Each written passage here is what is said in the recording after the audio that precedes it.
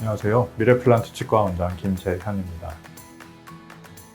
치과 정기검진 시 흔하게 발견되는 것 중 하나인 식은파절, 즉 치아 뿌리가 금이 가거나 부러지는 것에 대해서 말씀드려 보겠습니다. 보통 이거는 오랜 기간 검사를 하면서 알게 되는 부분인데요. 처음에는 치아의 뿌리가 금이 가게 되면 보통 씹을 때만 조금 불편하다든지 불편했다 괜찮았다든지 특정한 경우에만 불편함을 호소하시고 어느 치아인지 보통 구별할 수가 있어요. 보통 이런 경우에는 치아 자체가 약해져 있는 경우 신경치료를 한다든지 충치치료를 한다든지 해서 치아 구조물이 많이 없어진 상태에서 일반적인 식사를 하는 힘에도 미세하게 금이 조금씩 진행하다가 어느 순간 증상이 나오는 경우, 아니면 보통 어디 다쳤다든지 이렇게 강한 충격이 가해졌다든지, 그렇지 않으면 밤새 이를 꽉 물고 이를 갈고 그런 습관이 오랜 기간 지속이 되었을 때 발생을 하게 됩니다. 그래서 보통 겉으로 보기에는 잘 몰라요. 겉으로 보기에는 멀쩡해 보이지만 시간을 두고 방사선 사진을 찍다 보면 보통 나오게 되는 경우가 대부분입니다. 그렇게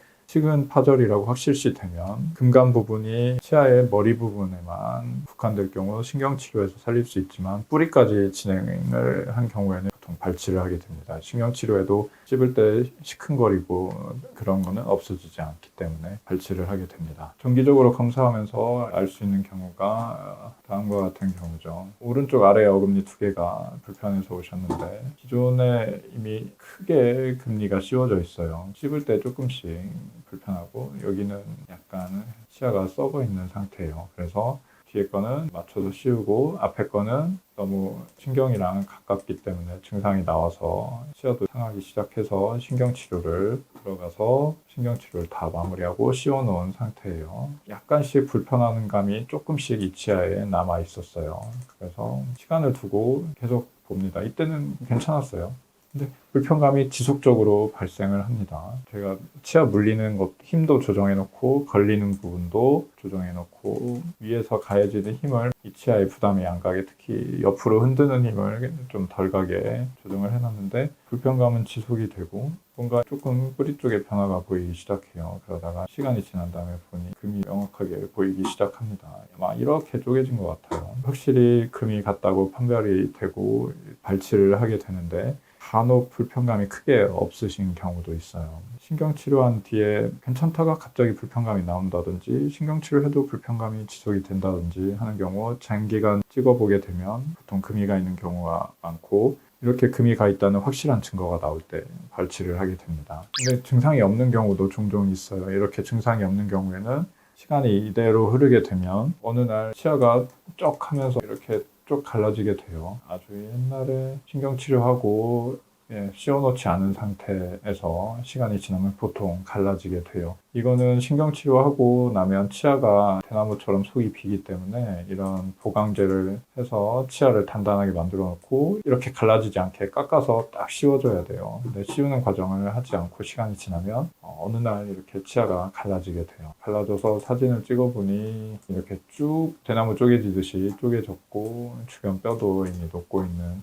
걸 볼 수 있죠. 이렇게 되면 빨리 발치해서 더 주변 조직이 파괴되지 않게 막는 것이 중요합니다. 그러면 이런 것들을 피하려면 어떻게 해야 되냐? 보통 외상에 의한 치아 금 가거나 깨지는 것을 막으려면 보통 조금 격렬한 스포츠를 한다든지 이렇게 날씨가 좋을 때는 자전거로 인한 외상이 꽤 많이 오세요. 그런 경우 앞니 쪽에 외상을 입는다든지 치아에 갑작스러운 충격이 가해질 것이 예상되는 그런 활동을 하실 때 마우스 가드를 착용하면 훨씬 이런 문제를 예방할 수 있죠. 그리고 평소에는 딱딱하고 질긴 음식을 피하시는 게 좋습니다. 아이들이나 청소년기 때는 괜찮아요. 치아가 튼튼하기 때문에. 그러나 시간이 지나고 나면 이렇게 하얀색으로 보이는 제일 치아의 단단한 부분이 시간이 지나면 닳게 돼요.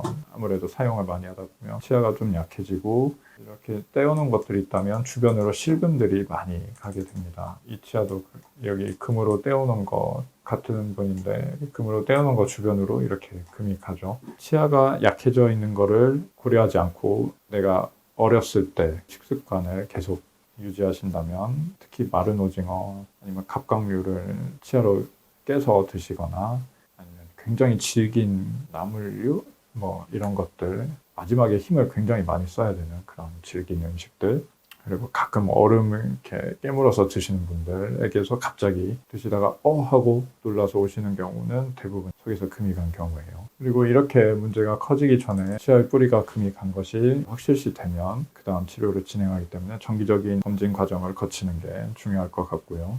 내가 밤에 일을 간다라고 하시는 분들 보통 본인은 잘 모릅니다. 주변 사람들이 이야기해줘서 알아요. 그런 경우에 밤에 끼는 장치를 껴서 내 치아를 보호하는 게 좋습니다. 턱 관절도 보호하고 내 치아도 보호하고 습관도 줄여주고 하기 때문에 필요하다고 볼 수 있겠고, 이게 내 치아가 서로 이렇게 닿아서 힘을 쓰는 시간이 하루에 30분도 안 돼요. 근데 이 갈고 이 꽉 무는 건 밤새 몇 시간씩 하기 때문에 치아랑 주변 조직에 무리가 가게 됩니다. 잇몸이 약하다면 잇몸이 먼저 무너지고요. 치아가 약하다면 치아가 깨지고 약한 쪽이 탈이 나게 됩니다. 그래서 이 가는 것을 그냥 습관이려니 방치하지 마시고 꼭 더 치아가 상하기 전에 이 가는 단계에 맞는 치료를 하는 게 좋을 것 같습니다. 이상으로 검진할 때 주로 발견되는 것들에 대해서 말씀드렸습니다. 시청해 주셔서 감사합니다. 미래플란트 치과 원장 김재현이었습니다.